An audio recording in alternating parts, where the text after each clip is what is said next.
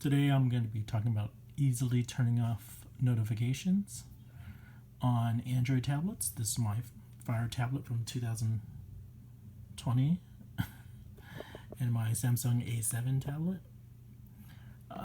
It's 2022 and both these tablets are updated as much as they can, and so I'm going to show you. So to get notifications, obviously you scroll down from the top,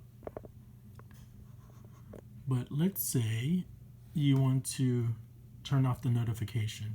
You could go into settings, of course, but this I'm going to just show you. It's not exactly straightforward in Android. You have to slide over a little bit until you see the gear icon and let go.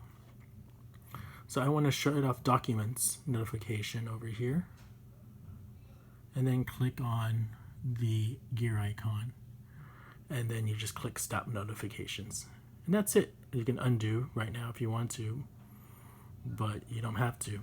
And if you want to just get rid of the notification without reading it, you just swipe to the left like that. So back over here, the A7 and most Androids, as they get updated, use the same way of turning off notifications. If you want to do it straight from the notifications bar, you again slide to the left until you see the gear icon and press the gear icon. So this gets a little confusing. They have all these buttons. You can even go straight into settings. It's super confusing. I think all you have to do is click on this radio button, and I think it turns off the notifications. I don't know why you have two buttons. You see, if you do one on the top one, for sure it's gonna go. Block to click save. Let's try that again. Move it over, settings,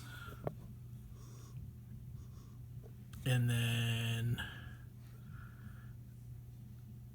if I turn this off, it says something blocked, and click save.